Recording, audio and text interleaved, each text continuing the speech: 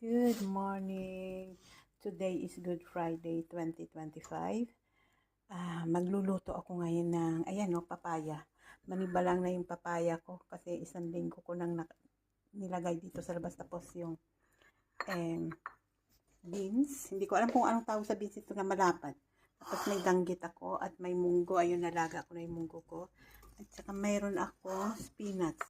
Ito ang kakain ko ngayong Biyernes hanggang bukas Sabado. Ngayon, mayroon akong ikwento sa inyo na nalaman ko kayo na kahapon. Kahapon niya sinabi sa akin na ito yung spinach ko at saka yung paglulutuin ko mamayang isda. Yun, ng munggo. So ngayon, tungkol sa kwento ni Rina. Kahapon, naikwento niya sa akin. Actually, noon alam ko na yun na dati daw, nung maliit pa siya, or not maliit, mga teenager, 14, 15 years old, nasabi niya daw sa nanay niya noon na gusto niya maging madre. Imagine niyo yun, Jewish woman, gusto magiging madre. Kasi na-attract daw siya sa suot ng madre. Yung, ano ba yung tawag doon sa suot ng madre? Yung may, diba? Yung puti, tapos yung may tawag doon sa nalagay nila sa buhok. Yun, nalaman ko na yun. Pero syempre, dahil Israeli sila, Jewish sila, hindi siya pinayagan siguro ng nanay niya. Pero sabi niya, pumapasok daw siya sa simbahan. Tapos, kasi gustong-gusto pa niyang siya sa yung music sa piano ba na nagkakantahan. Gustong-gusto niya raw pakinggan yun. Ayan. Ngayon, kahapon naman, naikwento niya sa akin. At saka isa pa, alam niyo ba na tuwing Sunday, pag nag-open ako ng live, ng online mass, nakikinig ako. Pag narinig niya yan, umuupo talaga siya sa tabi ko at nakikinig at sabi niya, gustong-gusto niya raw talaga marinig, gustong-gusto niya. Tapos inulit na naman yung kwento niya noon na kung pinayagan lang daw siya ng mama niya noon na pumasok. Gusto niya raw pumasok. Sabi niya sa akin nga noon, sabi niya, alam mo, sabi niya ganun, kung may simbahan lang daw dito, sasama daw siya sa akin na magsimba tuwing linggo. Yun ang sabi niya. Di natawa lang ako kasi syempre, Jewish woman, di ba? Jewish meaning Jews sila, hindi sila Jews ang religion nila.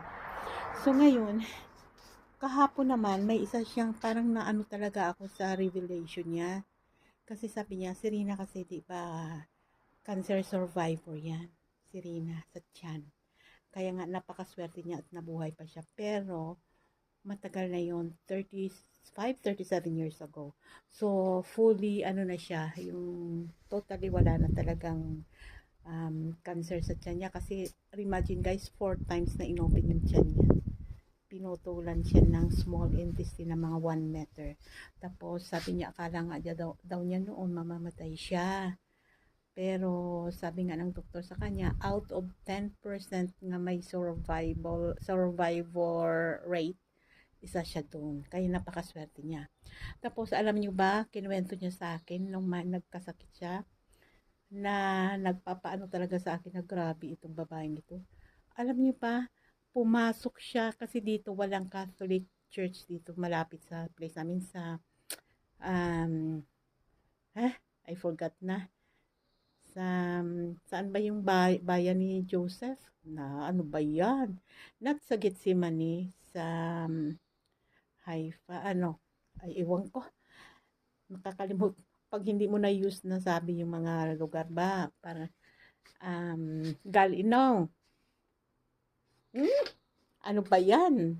Ganito na ba ako katanda na nawawala na sa isip ko yung lugar. Eto, pumasok siya sa simbahan doon and kasama ng asawa niya nung may sakit siya. Tapos sabi niya sa akin, nakinig siya at ang asawa niya ng mass. Pero before siya pumasok at nakinig ng mass, alam niyo, nagtirik siya ng kandila. Sabi niya, nagtirik daw siya ng kandila. Diba, gano'n naman tayong mga Catholic. Diba, may kandila sa labas. Nagtirik ka muna ng kandila. Diba? At saka nagdasal daw siya. And then, umupo sila ng asawa niya. Ang asawa niya, Jewish din yun. pero hindi na sobrang religious, pero Jewish sila. Umupo daw sila at nakinig ng mass. Sabi ko, anong ginawa mo? Sabi niya, wala na, umupo lang ako, nakinig lang ako, sabi niya. Tapos nagdarasal daw siya, sabi niya sa akin. So, di ba, nakakatas, naiyak tuloy ako. Nakakatats, di ba? Hindi, hindi siya Catholic, pero ganun ang faith niya sa religion natin. So, parang natouch ako kahapon, pero kasi siya naiiyak din siya nung kinuwento niya sa akin eh. Kaya sabi ko, grabe itong babaeng to, parang talo pa yata ako sa faith eh, kasi nagawa niya yung ganun na pumunta siya sa Catholic Church, nagsindi ng kandila, nagtirik ng kandila at nakinig ng mass. Ano daw siya doon? Nagdasal siya. So, yun ang story niya sa akin kahapon. Pero actually, every Sunday, pag mag-open ako niya ng mass sa laptop ko, pinapalakasan ko yan kasi gustong-gusto niya yung kanta natin, kanta sa mass. Gustong-gusto niya yun. So, ginagawa ako, nilalakasan ko yung volume. Ayan, manood muna kayo ng wala. Mahiba naman tayo kasi parang naiba na yung ano ko eh. So, ang ginagawa niyan pag narinig niya, pumapasok siya sa room ko. At umupo at nakikinig din. Yun. Pero dahil nga matanda na siya, hindi siya makaupo ng matagal ng walang sandalan. Umaalis siya pero pinapalakasan ko na lang yung volume ng laptop para marinig niya doon sa room niya yung mass kasi nakikinig siya eh. So yun lang ang kwento ko ngayong Holy Week, ngayong Good Friday. O diba ang ganda ng kwentuan. So yun lang, ayun.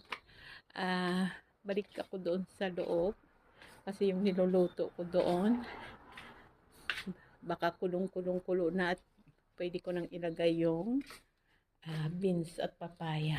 So, ayan, yun lang ang kwento ko sa inyo guys. Salamat. Salamat sa pakikinig. Grabe yung kwento ni Rina sa akin. Natatouch ako. At saka, diba, mahilig siya sa mga Filipino food.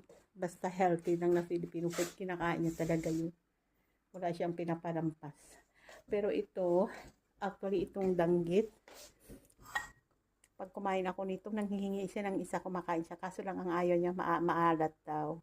Maalat, sabi niya. Gusto niya, kaso lang sabi niya, maalat lang.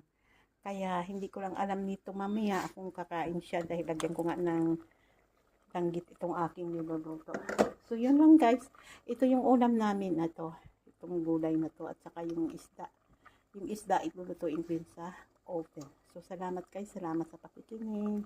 Thank you. Till next time. Pag may bago na naman akong topic. Ayan. Salamat sa uli. Alam ko ngayong Good Friday. Ayan, ay, papaya, may sitaw, may danggit, spinach, at saka munggo. So, kain tayo. Sasarap itong, ko mamaya.